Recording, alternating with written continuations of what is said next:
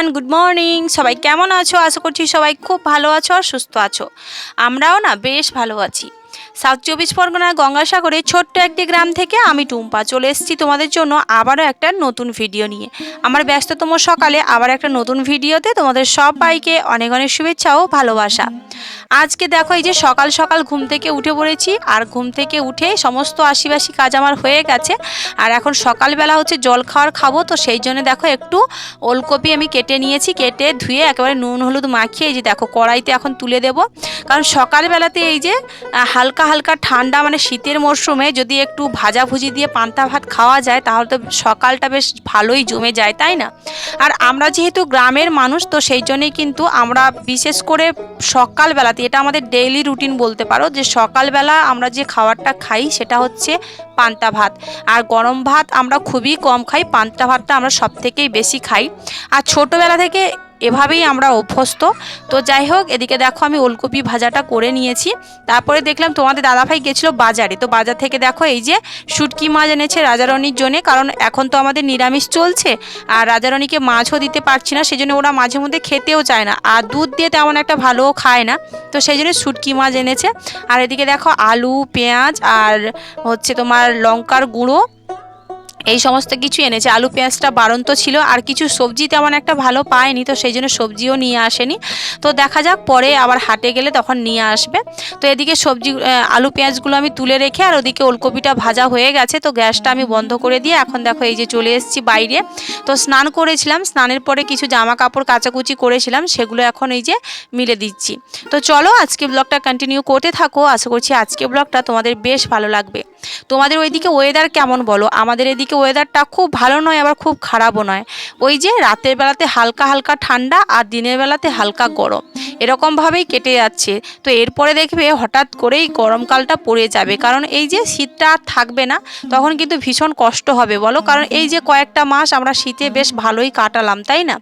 তো যাই হোক, চলো ওদিকে জামা কাপড়গুলো মিলে দিয়ে এখন দুপুরে রান্না বান্না শুরু করে দিয়েছি। আর মামাম শোনা গেছে স্কুলে, আজ হচ্ছে মামামদের স্কুলে চক্ষুর শিবির হচ্ছে, চক্ষু পরীক্ষা হচ্ছে আর কি। যাদের চোখের সমস্যা রয়েছে তাদের ডক্টর এসে ওখানে চেক আপ করে তারপরে চশমা দেবে। তো তোমাদের দাদাভাইও যাবে ওখানে। তো তোমাদের দাদাভাই এখন কাজ করছে একটু, আর আমি রান্না করছি। আর মামামের স্কুল হচ্ছে 1টার সময় ছুটি হয়ে যাবে, তো তোমাদের দাদাভাই মেয়েকে নিতে যাবে।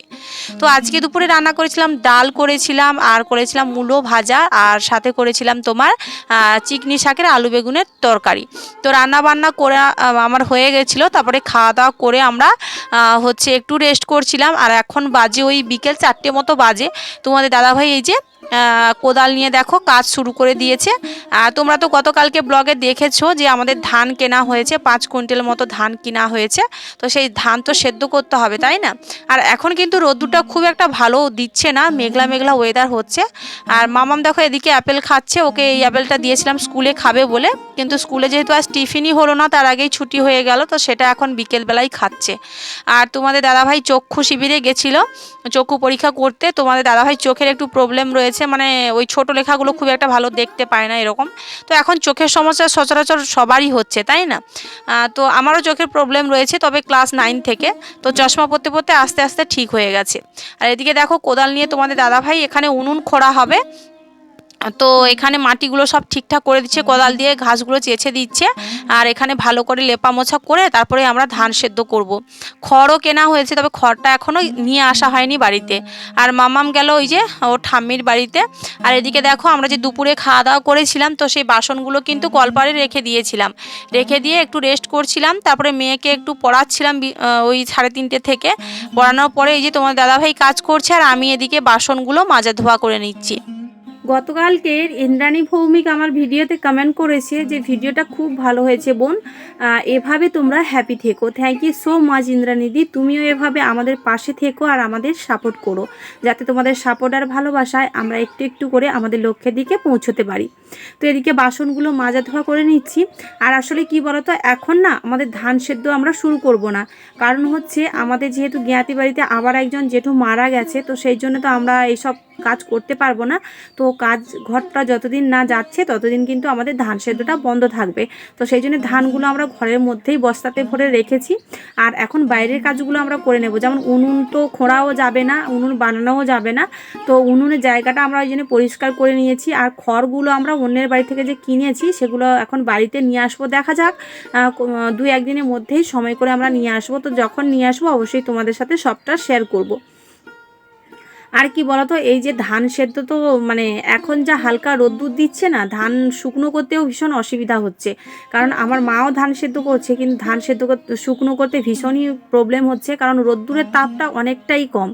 তো দেখা যাক আমরা যখন ধান সেদ্ধ করব কি হয় না হয় সবটাই তোমাদের সাথে শেয়ার করব। আর এখন বাজে ওই সন্ধে 7টা মতো। দেখো আমরা চলে এসেছি এই যে একটু মার্কেটের দিকে। শুভ সন্ধ্যা আমার প্রিয় বন্ধুরা।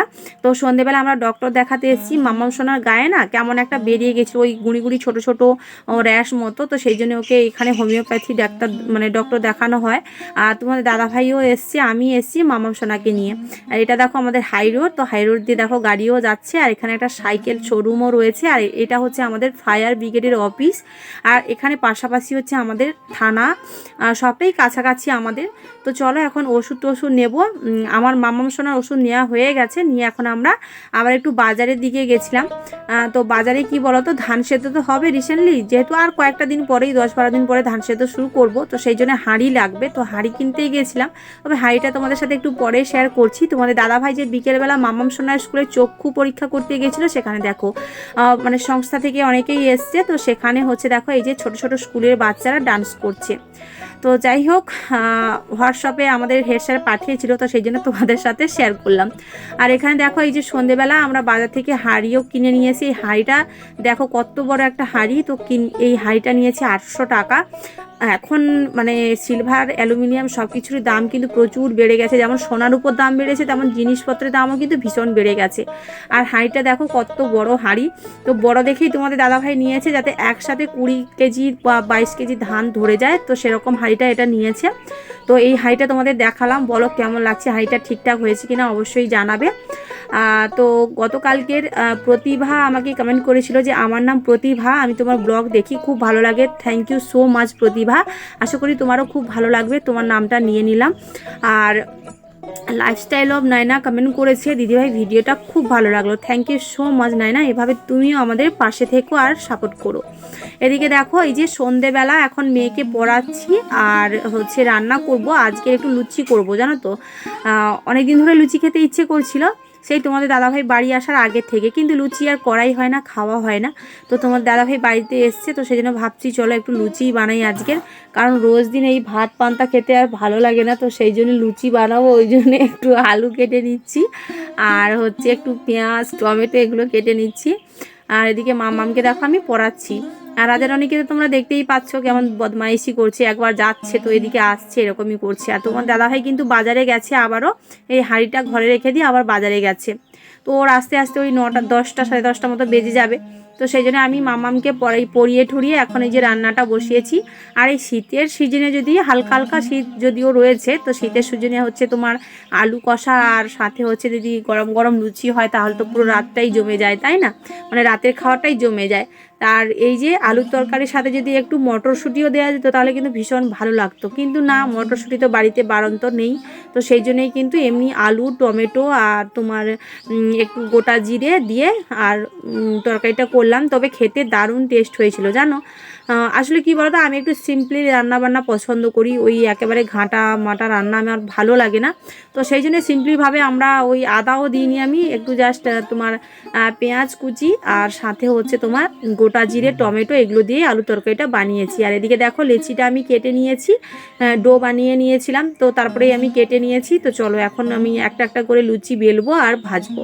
এদিকে তরকারিটা দেখো তোমার হয়ে এসছে। আর তোমাদের দাদাভাইও বাড়িতে আসছে, ফোন করেছিলাম। আসলে কি বলো তো, আমরা না সারাদিন এই যে ভাত খাওয়া আমরা বাঙালিরা শুধু ভাত খেতে কিন্তু সত্যি ভালো লাগে না, তাই না? রোজ দিন ভাতও আমার ভালো লাগে না। তো ভাবলাম চলো আজকের একটু স্বাদটা একটু অন্যরকম করা যাক। তো সেই জন্যই এই গরম গরম লুচি আর তরকারির আয়োজন। তোমরা কারা কারা লুচি তরকারি খেতে ভালোবাসো অবশ্যই কমেন্ট বক্সে কমেন্ট করে জানিও। আমার তো লুচি খেতে ভীষণ ভালো লাগে। তবে এই যে আমাদের যে মানে এই হেলদি শরীরে এই যে তেলাক্ত জিনিস খাওয়াটা কিন্তু একেবারেই ভালো নয়। তবুও কী বলতো, এই যে মন তো আর মানে না, তাই না? বাঙালিদের এই গরম গরম লুচি আর সাথে আলুর তরকারি মানে না খেলে আর হয় বলো? তো যাই হোক, এদিকে আমার লুচিগুলো ভাজা শেষ, মানে একেবারে কমপ্লিট হয়ে গেছে, আলুর তরকারিও হয়ে গেছে। এখন খাওয়ার রেডি করব।